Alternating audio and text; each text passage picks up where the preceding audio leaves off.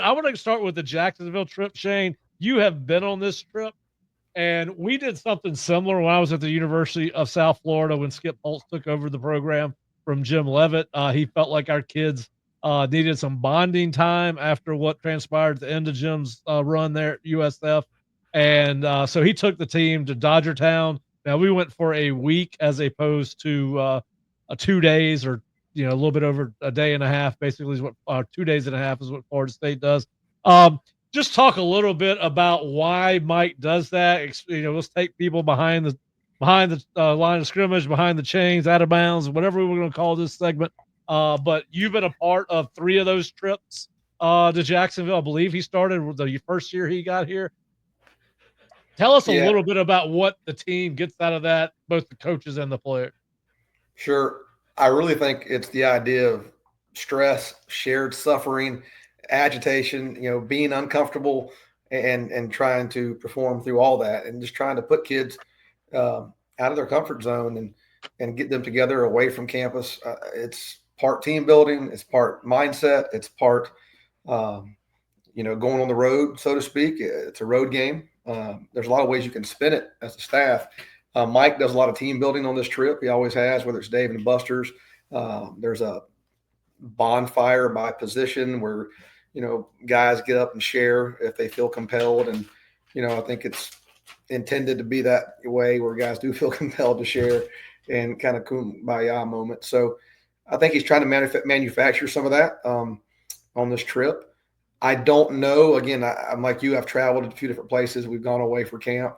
I don't think it's a bad thing. I mean, as long as the organization and the structure to support it, which Mike and those guys and Bruce do a great job in the University of North Florida in partnership. But as long as it can go off without a hitch, I think in the net of it's a win for Mike.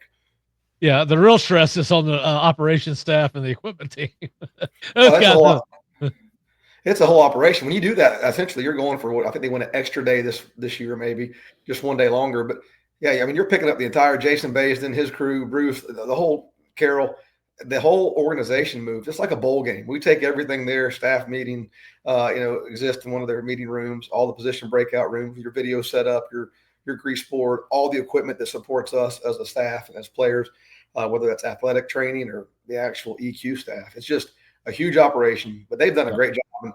But it's uncomfortable. You're sleeping in a dorm room, right? You bring a blanket, you bring your own pillow and you have a sheet, and it's the mattress is about that thick, and you're on one of those freshman dorms. And even as coaches, by the time you get to the third day, hell, I'm pissed and I'm angry and I'm ready to get back to my bed.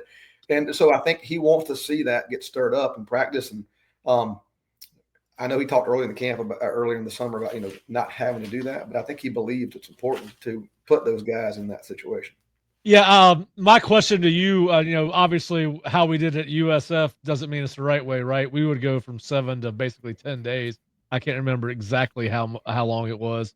Do you think there is a rhyme and reason that he just does it for 2 days or 2.5 days to kind of keep people uncomfortable, or do you think that maybe if this is something, the longer he does it, maybe he starts to extend this thing out over a number of days, where it kind of makes it worth the squeeze, right?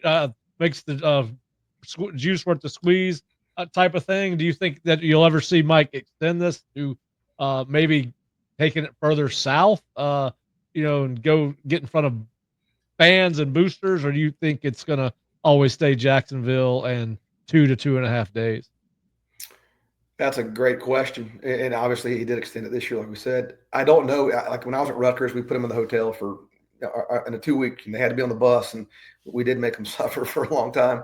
Wisconsin, I believe. Wisconsin just left their camp. They go up to in Platteville, maybe. But at any rate, I could see him extending it because it certainly seems like I know he loves it. It's his favorite part of camp. It always has been since I was there, and he always looks forward to it and loves what he gets out of it. I know he thinks he gets a lot out of it, so I could see him extending it, moving it. I don't know, that UNF crew, man, they do such a great job, Pat. Even in the 3 years I was there, to see it grow over the 3 years I was there, just the way they support FSU and what they're doing. I think it's a really good partnership right now. Yeah, I think it's a great idea, whether it's 2 days, 7 days. I think it's a great time. I know at USF, obviously we had something every night for the players. We did Camp Olympics. We did Everybody had to sing the fight song before they could leave camp. You couldn't get back on the bus until you sang the fight song. We went through every night in our last team meeting. We did that. Camp Olympics were actually great. They dressed us up like we were 1920 Olympic officials. We had on these little fedoras, and it was all the ops guys and all the GAs did all the judging. So Yeah, they Mike does obviously that. Mike puts on the rookie night or the skit night, right? And you judge. Yeah, so it really is that. It's supposed to be an event. It's supposed to be a stressor that also brings them together. But they do all those things, and I do think it's fun. Even like I said, my time looking back, even though it's not a huge deal, you do kind of look back on it with some fondness because it's what's great about football. The sacrifice and the uniqueness of what people give up for the sport. So yeah. I love that part of it.